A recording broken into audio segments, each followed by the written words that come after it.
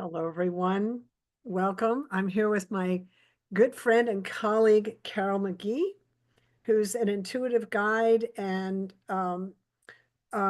runs a Sacred Haven Living Mhm. out of Asheville, North Carolina. Yes, Welcome. We're so glad you're here with us. Could you tell us a little bit about how you got into doing what you do and how you help people? sure. I would love to. So, Sacred Haven Living has become the way I live my life. I use life's experiences to help me heal and to help my clients heal.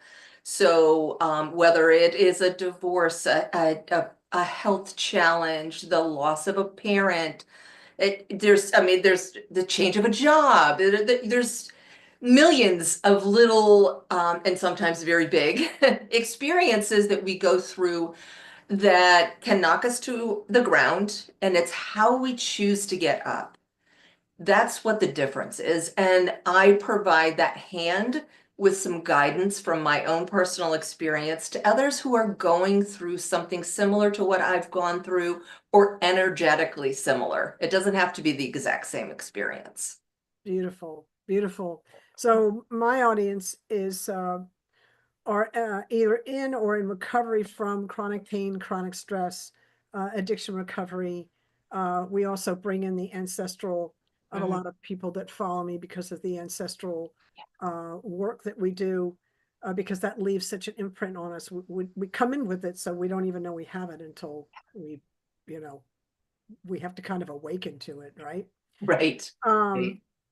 so tell us how, if there's a way that we can navigate challenges in life kind of beyond the grip of chronic stress and chronic pain. Is there something that you can share with us that will help us with that? Yeah, absolutely. And one of the um, aspects of my Sacred Haven living is ancestral energy.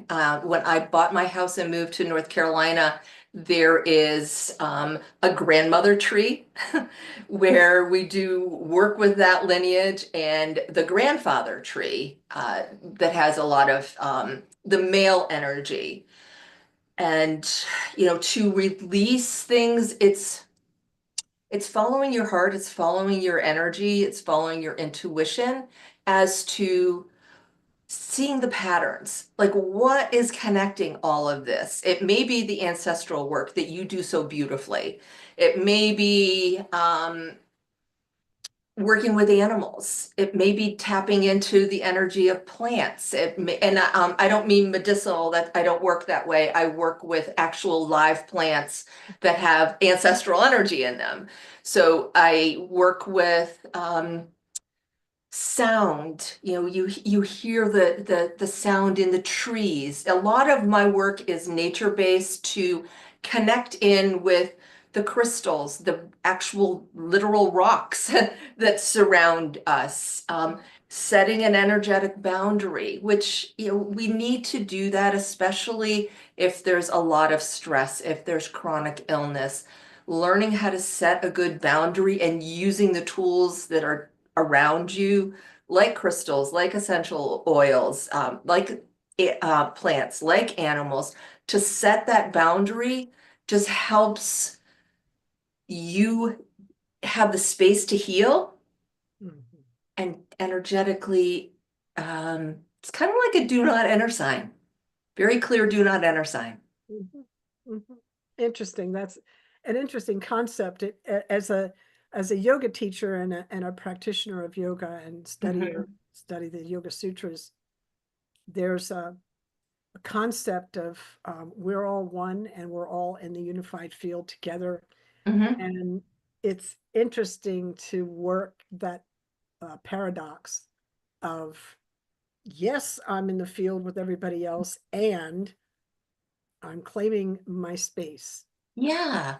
Yeah, it's like I do truly believe in that we're all one, we're connected. There is that collective consciousness, and but as a empath, as someone who I personally have had I call them health epiphanies, things that I've had to go through with my own personal health. I realize that I can't be there for everyone. There are times when I need to set that boundary, create the container for me. Mhm. One of my biggest challenges as a child and then going into my marriage was that it was everyone before me. Mhm. Carolyn was last. And I know that that's such a common theme. And Mhm. learning how to say no and understand that that gives somebody else an opportunity to rise up was life altering for me. I love that. I'm so glad you said that. So important, It is. right? Yeah. If we're, for me, pretty much every woman I know, as soon as we could walk, we were put into service. And so it was the programming there was everyone else first, and whatever's left over, if there's anything left over, that's for me. Hmm. Um, and so um, that's exhausting, by the way, and it's Yeah. not good for anyone. It's actually not. I mean, yes, we're in service, but when we're not in service, that putting our mask on first, right, and then taking care of other. When we're not doing that, I don't feel like we're being really effective to anybody. Um, Yeah. Everybody gets gypped from that. Right. And, one of my teachers framed it in a way that I could really get it. He called it servitude versus service. Oh, very nice. And that I'm like, oh, okay, that makes sense to me. I'm not serving when I'm doing it from that I have to or you have to, Mhm. and when I'm not caring for myself. Mhm. I need to be a part of that concept, part of that equation. And when I could change my attitude about that, it changed everything because then I could give freely instead of from a point of you have to, that Yeah. expectation. So we're stepping out of the patterns of potential resentment and maybe old patterns of martyrdom, even in the family, Yeah, into into a new model, uh, really from an empowered place rather than from a place of being pushed or allowing ourselves to be pushed or kind yeah, of like that. yeah, Yeah, yeah, it's a different. That's why I like the collaborative model so much, is because we're actually lifting each other. We're in service to one another as well as ourselves. So um, I'm loving that. Uh, yeah, Carolyn, to everyone, Carolyn and I are in a visibility challenge with Debbie Prediger and 8 other people, uh, which is about us becoming more visible, but also we're connected into a group, private Facebook group called the Be Extraordinary Women's Network, which is really about celebrating um, uh, other women and who do what they do, and that we're. I know when I first heard "be extraordinary," I'm like, well, what do I have to do to be extraordinary? Like, do I have to be bigger and better and wower than what does that mean, right? And and I really ended up thinking, kind of dropping into the moment and listening to kind of Debbie's um, uh, kind of why she heard the why around the network, and realized that what extraordinary to me means is just actually being my authentic self, not not acting on things pressed on me from the outside, but from within. So that's that's kind of what we're celebrating there. And yeah, I'd love to talk to you, Carolyn, about uh, visibility, any issues that you had with it, and or that your clients have with it, and why you think it's a thing that we should even be talking about. sure. Being visible for me was dangerous It was okay for me to be visible, like to help somebody or for someone to ask for something. But for me to be me, I wasn't encouraged. I wasn't seen. I wasn't accepted. Um, I was punished actually for being the fanciful child, the kid who could talk to animals, the one that talked to the plants, the one that collected rocks, that saw the fairies. All of this was not acceptable behavior in my family. And and I understand a lot of people, growing up in the 60s, that was kind of normal. You had to kind of pick a lane.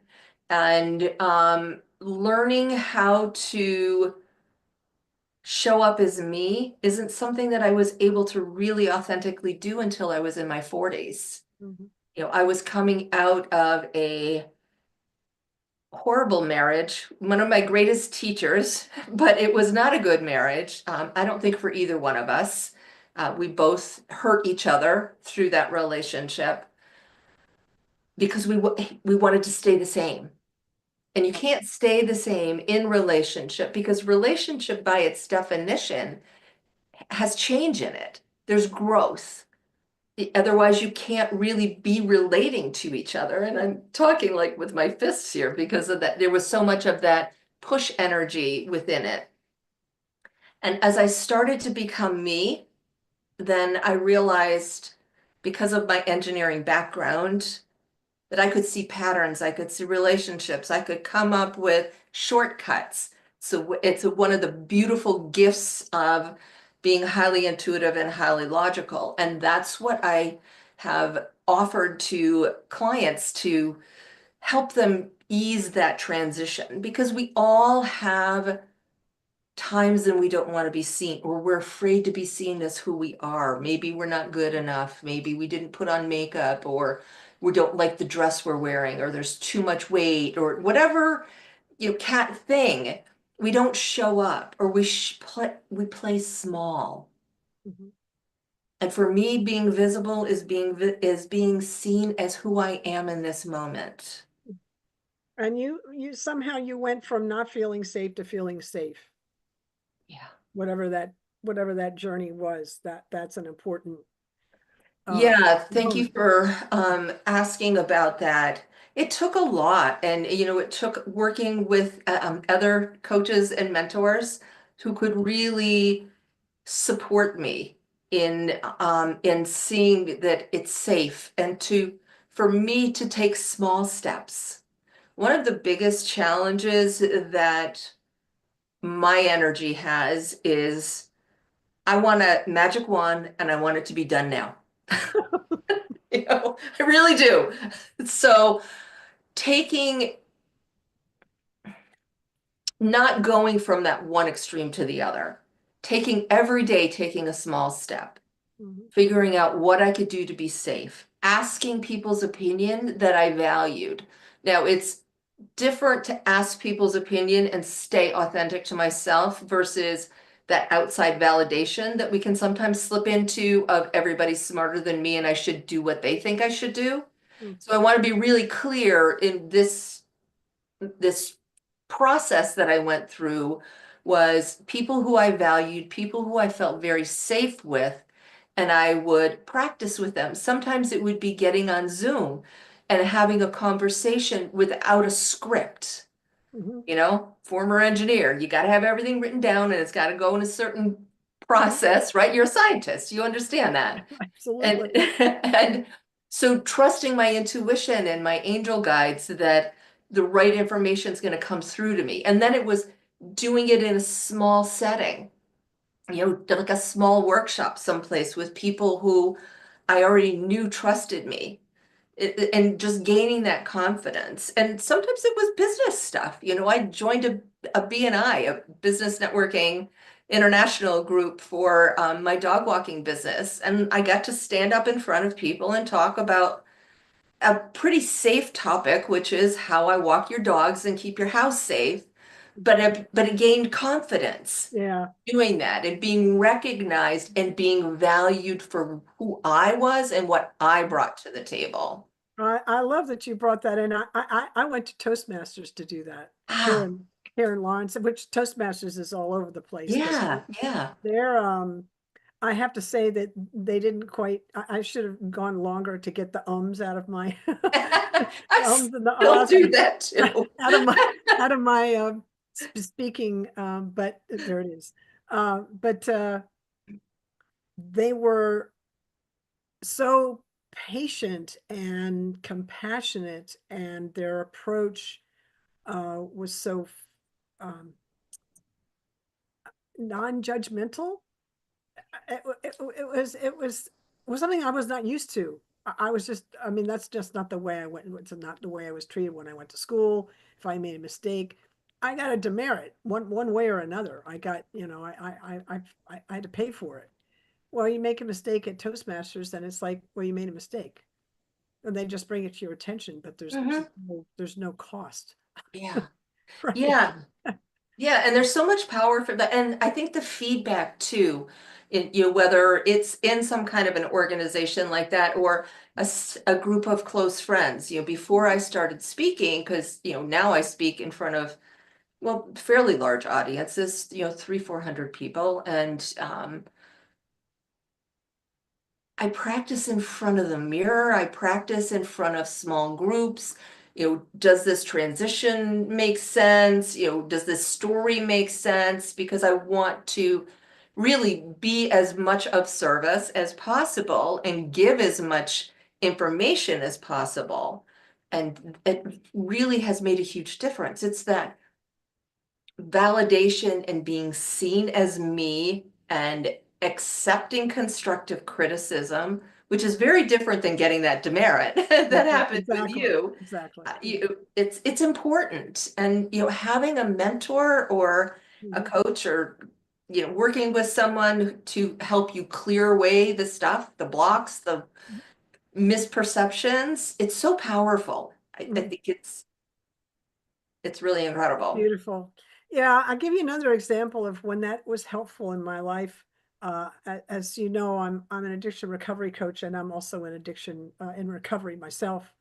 And what we find in that space is that everybody in that space is suffering from codependence, and there's reasons for that, and I'm not going to get into that right now. But I did a coach training, an addiction recovery coach training, and after the training, uh, about 8 of us got together every other week for a couple of hours on Zoom, because none of us grew up with good models of non-codependent, just like normal, functional relationships, all dysfunction. So we didn't actually know. I tried to, like, I made up my marriage relationship because I didn't, I mean, my husband as well. We just kind of made it up because we didn't have a model. But I worked with these 7 other people. We're all in recovery. We're all looking at trying to do better at relationship and without the codependent clingy thing.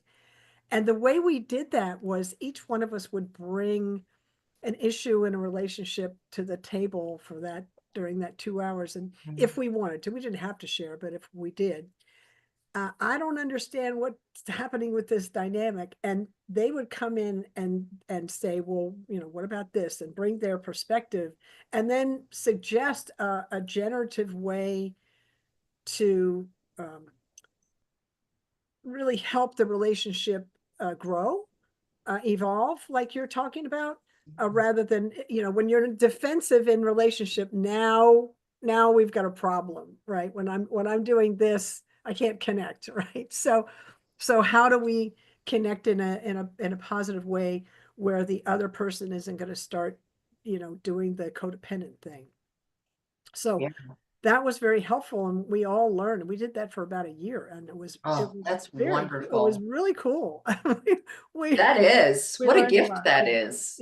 yeah. That was, we gave us a gift we gave to each other. Yeah. Yeah. So these kinds of small communities that you're talking about, uh, where you can really kind of sink into the work and do some one-on-one and some practicing in a safe space, safe space so important. I'm so glad you brought that in. Oh, thank you. Yeah, it's really life-changing to have that support and to be seen and to know that you can be yourself, you can ask for help, you can be vulnerable, and you're going to be supported. And Mhm, that's, I think, the difference in sounds like the way you grew up and the way I grew up is that I couldn't be vulnerable. I couldn't ask. I mhm, was a support person, you know. I was mommy's little helper, and that was my role. And then it turned into helping everybody else. mhm. Um, and I am a helper by design, and I'm also a leader by design. And it's when I was not allowed to be both that things fragmented for me. Interesting. So you're really, I'm feeling you more as kind of just changing the flavor just a little bit from helper to a nurturer. Is Well, I kind of like that. is kind of what I'm. It may have started as a helper, but I think it kind of grew into nurturing, and we really can't do that for other people until we do it with ourselves first. Yeah. Yeah. Oh, I love that. I am totally gonna take that on. Thank you. So what got you interested in this particular challenge and in the network, the Be Extraordinary network thing?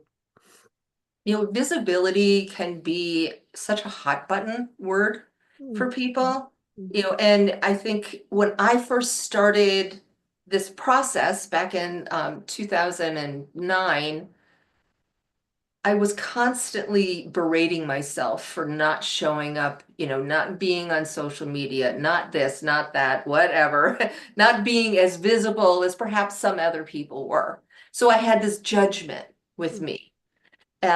And over the years, I have come to realize that me being visible is sometimes me going for a walk with my dog. I'm showing up for me. I love that.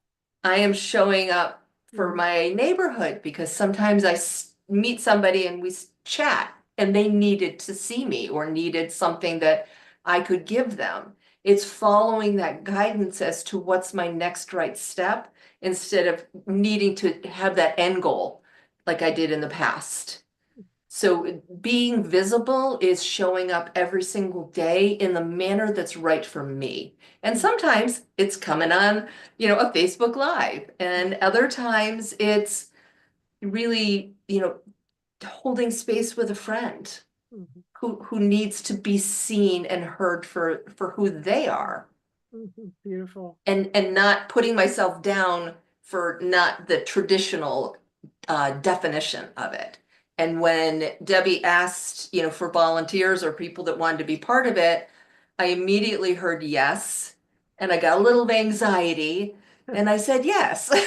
So I overcame that fear and stepped into the container knowing that it's going to help stretch me, Mhm. which is good for me and it's good for everyone that I serve. Well, it's definitely been fun to get to know everybody on. I knew you, Carolyn, through the Wellness Universe. Yes, We yes. met there. We met Debbie there. We met Carol Pilkington there. So we've got and Rachel Vasquez. Uh, so we we met each other there, and we've collaborated on that platform. But this is different. It's just a Yeah. different. It's just kind of like a different experience and Hmm. a different way of collaborating. Um, that's I've it's been kind of fun because I thought I mean Debbie had a mission, and I think we all had an idea of what it was going to look like. And as far as I was concerned, it's evolved and it's growing, and I'm just I'm just on an adventure. Hmm. It really didn't turn out the way I thought it was going to be, and that's okay. You know, my ideas of how things should be are not not always helpful. Right. I think it's turned into something that none of us really expected. And that's what the beauty is when you've got 10 different perspectives and everybody is open-minded and nurturing, love that word, and accepting and willing to do their part, something even more beautiful and bigger it gets birthed, and that's where we are. This is turned into, I think, a movement versus, a set challenge, which Mhm. is, the original was, I think, just gonna, encouraging people to be seen and to show up. And how can we do that as being visible ourselves? And it's really turned into a amazing container Mhm. for support, and Yeah. that just makes me feel so good to be part of it. Yeah, it's been fun to meet the new people in the Be Extraordinary Network, which you feel Hmm. free to come and join us. Uh, Yeah. there's no um, there's no requirement about being visible. There's just really the opportunity to be in the space with other women and in as Carolyn said, a nurturing, supportive space and just kind of see what's cooking. You Yeah. know. Yeah. And I think, a safe space too is important. It's a private group, and, what you say, you're taken at face value. There's no criticism. It's just, you need support, you ask for it, you're gonna get it. If you want to be interviewed, there's a way for you to be, to show up with everyone else and be seen and be heard. And I just think it's a beautiful community. It feels very warm. That's the word that I'm going to use. It's warm, it's loving, and it's encouraging. So yes, Very please good. join Yeah, us. yeah, yeah. So we from a trauma uh informed kind of viewpoint, um we get traumatized in unsafe relationships and we heal in safe relationships, and that is what that container is Hmm. um, hoping to provide, is a safe relationship. So, Yeah, that's uh, beautiful. Carolyn, thank you so much for spending time with me and my audience today. Can you tell people how to get in touch with you? Yes, you can send me a private message. It's easier if you are friends with me, because sometimes, those messages don't think, they get lost. Or there is a contact me page on my website, which is carolynmcgee.com. Either way, love to connect with people, and look forward to being more of service to your audience in any way that I can. Excellent. Well, we can always use the guidance and wisdom of somebody who's so tuned into nature. Right. That would be, I mean, I'm tuned in the way I'm tuned in to nature, but that's your area. That's kind of an area. So I encourage people to get in touch with Carolyn because she has a her perspective, a unique perspective, a very powerful space for you to explore your own potential. All right. Thank you. And Wonderful. thank you so much for this. This was lovely, Elizabeth. Well, it's great to speak with you and spend time with you again, Carolyn. Yeah. Thank you, everyone. Take care and have a great